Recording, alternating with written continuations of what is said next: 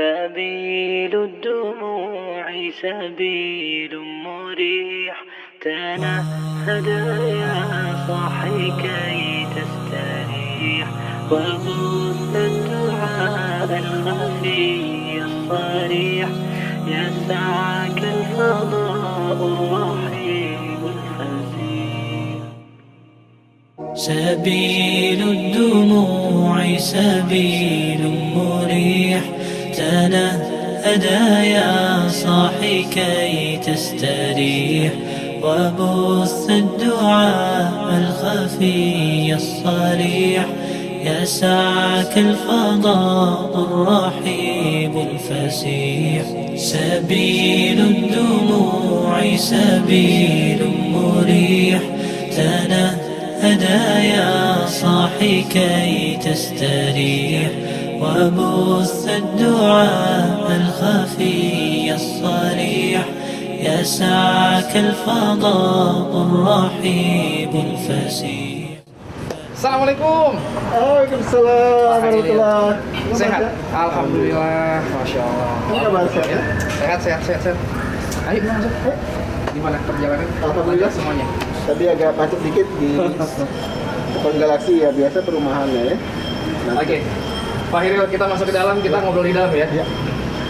Assalamualaikum. Selamat Pak. Ya, masih. Masya Allah. Ini kita duduk di sini kayaknya lebih santai nih. Nggak terlalu panas-panas dulu. Masih progres ya? Masih progres. Kita ada berjarak dulu di sini ini. Masya Allah. Kita senang banget kedatangan Pak Hairil. Artinya ini bisa menjadi satu motivasi untuk yang di luar sana yang sekarang juga sedang menyaksikan program ini. Ya, terima kasih. Pak, kalau boleh tahu sudah berapa lama bergabung dengan Akal, Pak? Saya tuh pertama kali kenal Akal tahun berapa ya? 2013 atau 2012 gitu. Waktu itu ada IBF Islamic Book Fair yang di Istora. Saya ngobrol sama Ustaz Firman. Oh iya, betul. Dan waktu itu saya tertariknya karena diperkenalkan dengan nama Akal. Kenapa harus Akal? Karena Akal itu akal. Oh betul. Oke, setelah itu lama saya tidak berhubungan. Lalu kantor saya tuh di Delapan Ros. Oh iya, jadi nggak terlalu jauh ya. Jauh, Dekat ya. Teman-teman bilang kalau mau sholat Jumat di situ Pak, di masjidnya Masjid Mahathir Nasir. Di Masjid Akal. Datang sehari Jumat. Masih ada kursus waris itu dengan Mas Hendra. Oh betul. Di aula itu. Iya. Lalu saya tanya-tanya sama selesai itu acaranya, saya tanya sama panitianya ya. Ini apa? Mereka katakan ini ada kursus waris. Saya boleh ikut nggak? Ya, gitu. Insya Allah. Bisa Pak setiap hari Jumat? Iya, setiap hari Jumat pukul 9 sampai pukul 11. Ya kalau waktu itu saya datangnya kecepatan ke Akal. Jadi ya belum mulai ya, kursusnya masih ada, kita datang kan. Dan oke, minggu depannya saya datang ikut dan akhirnya kecantol sampai sekarang. Masya Allah. Ini sepertinya apa ya, tanda-tanda dari Allah yang langsung disambut sama Pak Hairil gitu ya. Masya Allah. Ini jarang ada yang seperti ini gitu Pak. Nah, apa sih Pak yang menjadi dasar juga, kalau tadi sudah disebutin oleh Bapak gitu ya, menjadi dasar untuk bergabung di Akal, kemudian juga yang menjadi pertanyaan juga adalah yang mendasari Bapak akhirnya pengen gabung di Waris, Pak. Ini kan salah satu unit kerja yang cukup cukup anti mainstream lah bisa dibilang seperti itu. Iya, jadi saya waktu itu masih aktif di asuransi. Asuransi syariah. Dan kalau asuransi itu kan memang mengurusin orang-orang yang akan mempersiapkan masa depannya. Betul. Buat keluarganya. Nah, tentu saja itu berhubungan dengan pewarisan kan. Betul. Nah, di situ setelah itulah saya tertarik dengan pewarisan dan metode yang disampaikan oleh Ustaz Endra itu menarik gitu buat kita pelajari. Poin menariknya gimana Pak? Kita sesuai dengan apa ya? Karena kan saya itu orangnya visual ya. Ustaz Endra itu menerangkannya dengan gambar-gambar yang Oke, betul. Jadi kayak dibuatkan ini ya, tipografi. Iya. Ada dia ya waktu itu kan waktu sekolah kan kita juga belajar ya bagaimana membaca diagram. Iya. Jadi mulai kita membaca diagram satu kota itu pakai cuma 2 lembar. Itu udah bisa gitu. Iya. Jadi ketika Ustaz Indra mengenalkan diagram waris itu, metode diagram dari Sirajatul Miras, cocok ini, enak saya menghafalnya ini. Oke. Ada waris itu sebenarnya ini suami istri lalu ada laki-laki. Jadi nggak melulu hanya sekedar skrip atau tulisan saja. Iya, pakai gambar-gambar. Oke. Kan kita kan orangnya kita tahu ada tipe visual, ada auditori, ada estetis gitu kan. Sebenarnya saya itu orangnya visual, jadi ketika ngeliat gambar-gambar itu, oke, ini enak ini. Masya Allah, luar biasa. Ini seru banget ya. Nah Pak, kalau dari sisi Pak Hairil kan udah seperti apa ya, mendapatkan sentuhan yang secara sengaja atau nggak sengaja, tapi akhirnya bisa ngeblend dengan akal, dengan eshaki, dengan waris gitu ya. Nah dari sisi keluarga sendiri Pak, ketika melihat satu yang wah, kok Bapak sekarang fokus ke akal, fokus ke waris gitu-gitu, ada nggak respon-respon pertanyaan dari keluarga? Mereka sih mendukung ya, mendukung, apalagi dengan posternya guru kita, UPN, Ustaz Dasir, yang sudah terkenal, dan UPN itu kan idolanya emak-emak ya. Militan. Gitu. Jadi di rumah juga mereka senang dengan kajian UPN. Buku-bukunya kita suka koleksi, yang tadabbur atau segala macam itu kita suka koleksi. Masya Allah, tidak ada masalah. Ini kayak ngobrol di depan ini harus kita lanjutkan nih. Kita harus ngobrol lebih dalam lagi nih Pak. Kita ajak ke dalam ya. Kita sambil keliling di SHK Galaxy. Saya takut. Oke, Masya Allah. Oke, come on, kita akan jalan-jalan dengan beliau untuk ngobrol lebih detail lagi. Semoga ini menjadi satu inspirasi yang membangkitkan terutama anak muda, terutama generasi-generasi yang bisa mensupport perjalanan para generasi muda untuk menghafal dan menyayangi Quran. Oke, come on.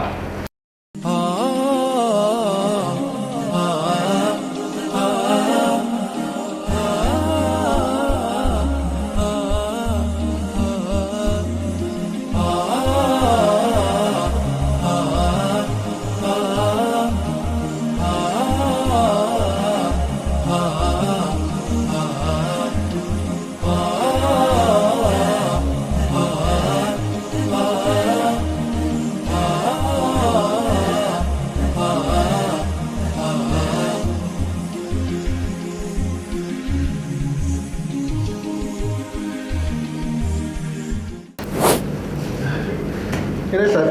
Ya, silakan Pak. Ini ruang pembelajaran para santri. Menarik ya, ada hiasan-hiasan seperti ini. Paling tidak nih santri sudah mulai mindsetnya kita ajak ke sana supaya terbayangkan juga, tervisual juga. Kayak tadi Pak Hairil sampaikan bahwa ya dengan visual itu setidaknya merangsang otak gitu ya. Mereka punya apa ya? Motivasi untuk yang ada di kepala. Oh, insya Allah saya ke Baitul Mali. Jadi agak di luar konteks ya. Saya pernah mendengar sebuah cerita bahwa ada seorang anak kecil SD gitu. Jadi waktu dia masih kecil, disuruh gurunya menggambarkan apa yang dia inginkan ketika dia besar. Dia bilang dia menggambarkan waktu itu, ini ceritanya orang Amerika. Dia gambarkan White House. Dia ada di dalam White House itu. Nah, kemudian beberapa belas tahun kemudian anak itu menjadi presiden di Amerika. Namanya Bill Clinton. Nah, ini dia. Artinya kan kita tidak tahu nih apa ya yang sebenarnya menjadi sesuatu yang akan tercapai di depan bagi seorang anak-anak. Visualisasi mimpi ya. Betul. Jadi artinya dari sekarang anak itu sudah dibiasakan untuk tahu lah cita-citanya akan kemana, itu kita gambarkan. Iya. Nah, ini mungkin bisa dilihat juga Pak Hairil bahwa ini areanya para santri ya. Betul. Kemudian nanti akan ada ustadz atau ustazahnya yang menjelaskan mengenai materi-materi mereka. Saya sedang membayangkan mereka lagi duduk di sini, cerita ustazahnya atau ustadznya materi menulis gitu ya. Dan ini adalah sebenarnya momentum yang ditunggu setelah kita jeda lumayan panjang gitu ya di pandemi ini. Benar banget. Benar banget. Kita aja ya, tapi kalau kita yang sebagai orang dewasa ya bisa bisa apa namanya? Bisa berpartisipasi ya, dikasih dengan cara-cara yang ikut teknologi yang online gitu ya. Betul. Tapi anak-anak itu kan perlu gerak apa segala macam gitu kan. Terkadang mereka juga merasa apa ya, rindu ketika Teman-teman. interaksi mereka itu hanya sebatas layar. Kemudian ketika ustazah menerangkan dengan siswa yang lain atau juga santri yang lain, yang santri ini juga saya kok nggak diajak ngomong ya. Nah ini interaksi ini yang tidak ditemukan ketika terjadi pembelajaran online gitu ya. Nah, Masya Allah luar biasa sekali. Alhamdulillah ini kondisinya sudah mulai agak mereda ya, melandai. Alhamdulillah. Ya Kondisinya harapannya semakin sih baik lah. semua ini bisa berjalan seperti sedia kala gitu ya. Iya. Nah, Pak Hairil izin kalau kita bertanya lagi mengenai apa ya, bentuk jihadnya Pak Hairil dalam arti jihad harta untuk mensukseskan mimpi anak-anak, kemudian mensupport, memfasilitasi anak-anak ini untuk bersekolah Quran ya, terutama di sekolah Hafiz Quran Juara ini.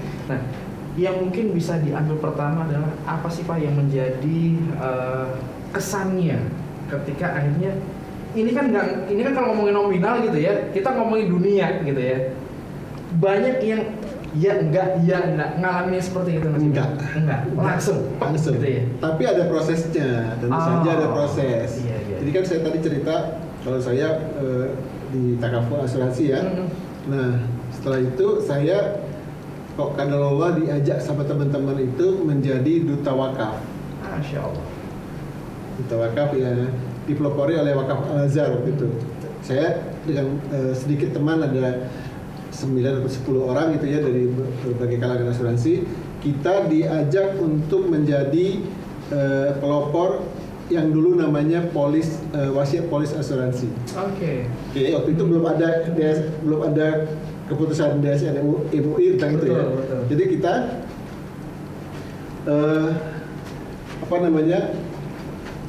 kita mulai mensosialisasikan pasien polis asuransi itu. Kan sebelumnya akhirnya kita belajar tentang wakaf. Oh iya betul. Yes. Framingnya di situ dulu ya. Framingnya di situ. Ah. Wakaf itu dulu kita mendengar ada cerita Sayyidina Utsman berwakaf, Sayyidina Umar berwakaf, lalu ada Al Azhar wakafnya besar sekali. Utsmani itu 600 tahun itu besarnya karena wakaf. Nah, karena Allah ada rezeki nih di sini nih. Rezeki belum ada, lalu belum dimanfaatkan. Kemudian karena bergaul dengan Ustaz Hendra, saya diajak ke Esaki di Tebet. Masya Allah. Anak-anak umur segini nih kecil 5-6 tahun. Wah, meleleh saya. Meleleh saya gitu ya. Lalu saya bilang sama istri, gimana kalau ruko kita di Galaksi itu kan masih kosong. Kita gunakan untuk sekolah anak-anak Al-Quran, Esaki ini gitu ya. Kita kita wakaf produktifkan, kan boleh wakaf produktif itu boleh gitu kan. Jadi beliau setuju. Saya kontak Ustaz Endra, saya kontak Ustaz Is, dan teman-teman di Esaki Tebet cari gurunya, cari muridnya, jadi di sini. Masya Allah. Gak pakai macam-macam itu. Gak pakai macam-macam. Panjang umur orang baik kalau bahasa Twitter bilang ya. Bahasa Twitter bilang panjang umur orang baik. Artinya ini bergeningnya tidak terlalu lama sebenarnya itu Pak Hairil ya, bergeningnya nggak terlalu lama ya. Karena dasarnya udah tahu. Itu dia. Karena juga kemarin saya itu sempat ya datang ke satu majelis besar untuk memberdayakan perekonomian syariah. Ternyata kunci sebelum kita terlalu jauh berpikir tentang ekonomi syariah, dikuatin lagi akidah dan ketakwaan. Jadi ketika akidah dan ketakwaan ini sudah tidak ada masalah lagi, insya Allah apa yang kita cita-citakan ya sudah bisa mengalir. Iya, Masya Allah. Kita kan memang yang diajarkan pertama kali kan tadi ya, Betul. takwa dan akidah ya. Makanya kalau fondasinya itu sudah kuat, atasnya sudah setinggi apapun cita-cita kita akan tetap. Itu dia Pak Hairil. Artinya ketika kita ngebangun atap nih udah tinggi, tiba-tiba fondasinya belum, nah ini yang berbahaya. Makanya banyak sekali hal-hal ketika entah organisasi, entah perkumpulan, entah apapun yang ya bercerai-berai di tengah jalan ini karena salah satu faktornya di situ tadi. Iya, saya bersyukur kepada Allah karena di didorong, diajak berteman dengan sekelompok orang-orang soleh hadir. Akal saya bersyukur sekali bisa bertemu dengan mereka. Ini menjadi satu sebagai kesan yang mendalam gitu ya Pak Khairul ya. Nah mungkin bisa infokan juga ke teman-teman gitu ya, apa sih yang menjadi pesan yang bisa mungkin menginspirasi teman-teman yang sedang menyaksikan tayangan ini, supaya juga ketika dalam kondisi harta ada, usia ada, kemudian kesempatan ada, tidak ragu untuk berbuat baik, untuk beramal baik, berwakaf, bersedekah segala macam. Iya, jadi juga salah satu ilmu yang diajarkan oleh Ustaz kita, Ustaz Bahtiar itu bahwa kebaikan kita itu tidak terhalang oleh kematian. Masya Allah. Gitu. Jadi caranya gimana? Ya berbuat baik sekarang gitu kan. Artinya bukan kita ini berapa sih umurnya kan tinggal. Ya. Umur Nabi kan seperti beliau kan. Betul. Dan satu lagi yang ketika saya sering ketika dulu mengajak orang-orang berwakaf, kita tuh nggak akan mungkin bisa seperti Pak Dirman, nggak mungkin seperti Pak Gatot Subroto, Pak Insinyur Soekarno, nama pahlawan besar yang namanya ada di setiap kota di Indonesia, nggak mungkin. Karena kita bukan siapa-siapa. Nah, caranya bagaimana? Mulailah dari sekarang. Berwakaf itu tidak harus tumbuh kaya. Masya Allah. Berapa? Jadi karena wakaf itu kan sebuah instrumen ekonomi Islam yang sangat fleksibel, ya. Tidak ada desa, tidak ada haul. Berapapun boleh. Ya. Dan ajaibnya wakaf ini dia bisa berguna untuk Muslim, non Muslim, bahkan ketika tadi kita cerita tentang Ottoman, itu kuda-kuda para musafir yang melewati suatu daerah itu dirawat, dikasih makan dengan biaya dari wakaf. Bayangkan, kuda aja dibayar. Jariahnya ini nggak putus-putus ya Pak. Masya Allah, ini yang kita cari. Artinya ketika kita sudah berpisah antara jiwa dan raga, tapi amal ini tetap aja. Saya pernah dengar sebuah video kecil, menceritakan tentang namanya guru kita Syekh Buka Asi, orang Aceh. Dulu sebelum merdeka tahun 1800 berapa gitu, beliau mengembara ke Mekah, berhaji lalu belajar, kemudian menetap di sana. Kemudian diberikan Allah rezeki di rumahnya di sekitar Masjidil Haram. Kemudian dia berpesan kepada ahli warisnya supaya tanah itu dibangunkan bangunan yang berguna gitu ya. Sekarang namanya hotel. Hotel. Nah, hotel itu kemudian dipakai oleh jamaah haji dan umroh ya sana. Bayangkan beliau sekarang sudah nggak ada, tapi hasil dari hotel umrohnya itu bisa memberikan uang jajan kepada jamaah haji sekarang. Dia nggak tahu kita di mana, manfaatnya masih berguna buat kita. Jadi orang berwakaf itu adalah orang yang orangnya sudah meninggal, tapi manfaatnya buat orang hidup masih ada. Never ending investment gitu ya.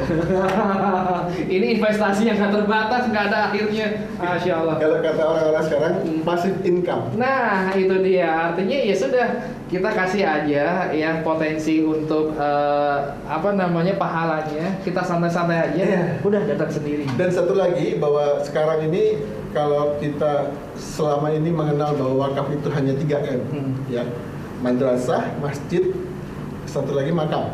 Ya. Ini kan sebenarnya cost center kan, perlu biaya ya. Betul. Madrasah, masjid, sama makam itu perlu biaya. Nah sekarang jangan gitu lagi, karena wakaf itu harusnya produktif. Oke. Seperti besar Rasul kepada Umar. Iya. Iya kan, terhadap tanahnya di Khaybar itu.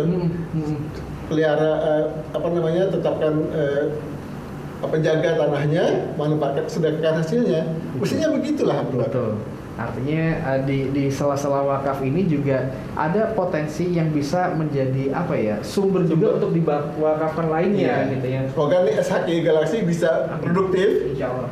Banknya bisa untuk membangun yang lain. Betul. Bisa buat pendidikan buat anak-anak kita yang nggak mampu. Betul. Dulu janji kita gitu kan. Ya. Jadi kita kelebihan dari biaya ini bisa dipakai buat anak-anak yang tidak mampu untuk belajar Al-Quran. Betul. Kalau trennya sekarang kan bakso beranak gitu ya. Nah sekarang ini wakaf beranak. Masya Allah, luar biasa.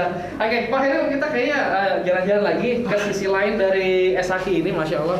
Ini tempat yang Rodi Habli Hukman wal hikmi bil malhin.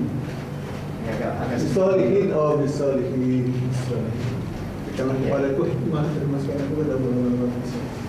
Ini artinya salah satu cita-cita juga dari anak-anak kita ya, anak-anak didik kita yang memang mindsetnya juga kita tanamkan agar mereka ini selalu berdoa kepada Allah agar mereka ini apa ya bisa menjadi salah satu dari golongan orang-orang yang saleh. Iya, jadi Bapak Ibu yang menyaksikan acara ini, ayah bunda, mari kita jaga putra-putri kita dan juga yang pertama kita dulu ya. Betul. Supaya kita bergaul dengan masyarakat.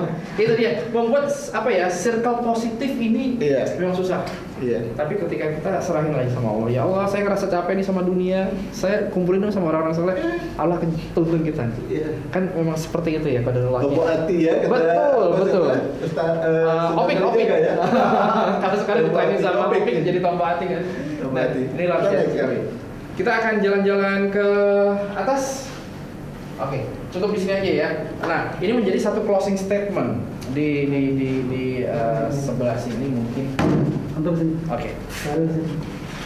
Nah, ini akan menjadi satu closing statement nih Pak Khairil. Ketika kita dihadapkan dengan kondisi pandemi, gitu ya.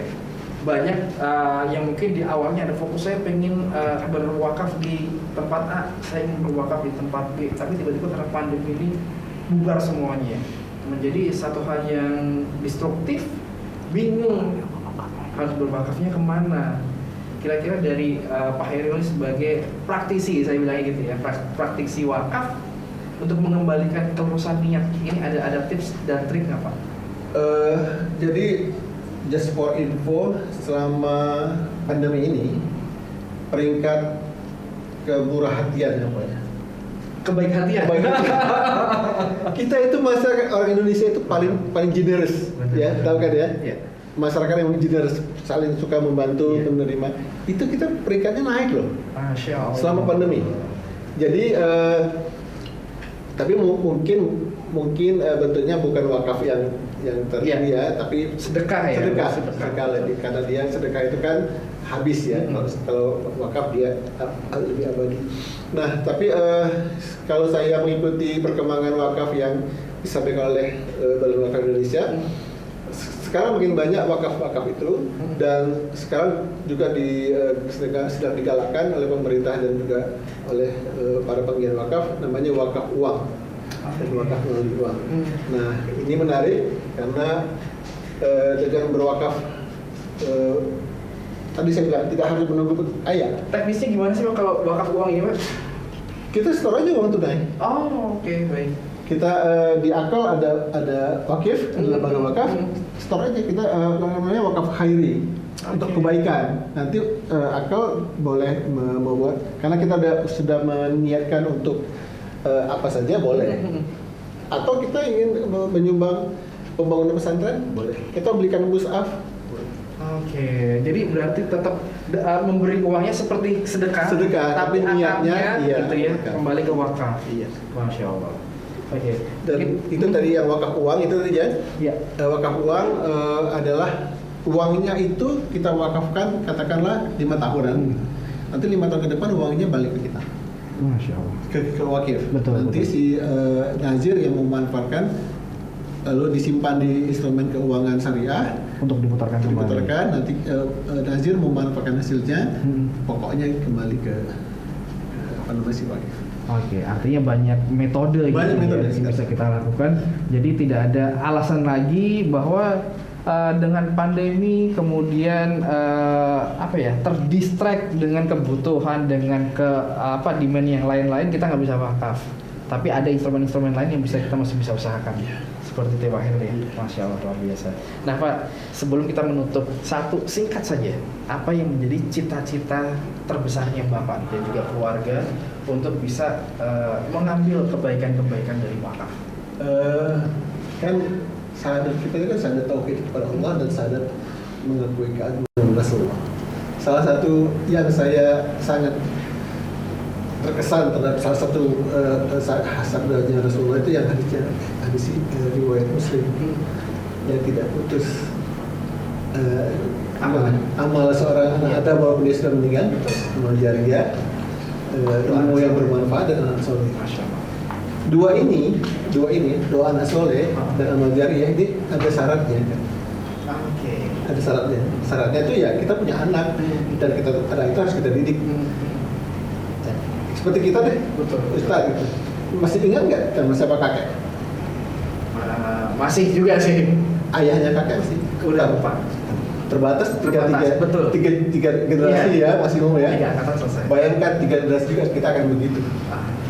Anak kita, ya kan? Jadi mentok di 3 generasi. Mentok. Betul. Ilmu yang diamalkan nggak semua orang bisa. Antum bisa punya ilmu agama diajarkan. Nggak semua orang bisa. Tapi amal jariyah berwakaf lah. Berapa terus? Masya Allah. Poinnya di sini ya. Masya Allah luar biasa.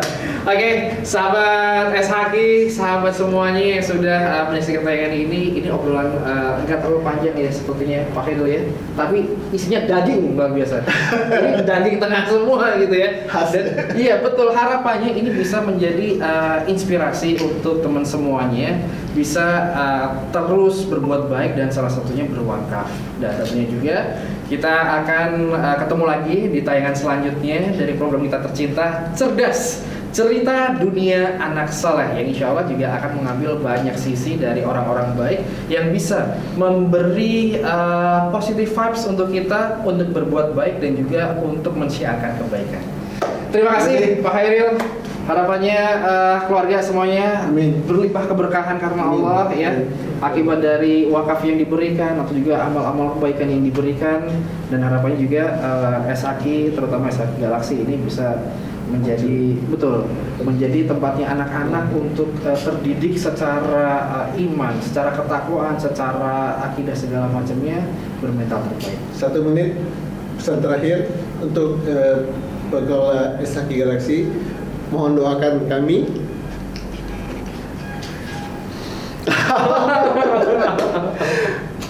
mohon doa ya di setiap bacaan doa anak-anak yang sedang belajar Quran, doakan kami agar bisa tetap memberikan semangat, support dan juga dapat kesehatan dan juga berkah, rezeki yang berkah dan juga tak putus amal karena kematian. Amin insya Allah. Insya Allah Pak Khairil, kebaikan Allah akan membayar. Ini kan kita bisnis sama Allah gitu ya. Semoga Allah yang akan memberikan kebaikan. Satu lagi salam dari istri saya. Sebenarnya yang punya ini istri saya. Saya cuma operator. Dari Ibu tercinta Ibu Siti Hidayati. Insya Allah semua kebaikan ini mengalir juga ke beliau. Amin. Amin. Harapannya seperti itu. Terima kasih untuk ngobrol banyaknya, inspirasi yang luar biasanya Pak Khairil. Salam untuk keluarga. Semoga selalu tercurah berkah dan kesehatan. Sampai jumpa lagi, ketemu lagi. Assalamualaikum warahmatullahi wabarakatuh. Waalaikumsalam warahmatullahi wabarakatuh.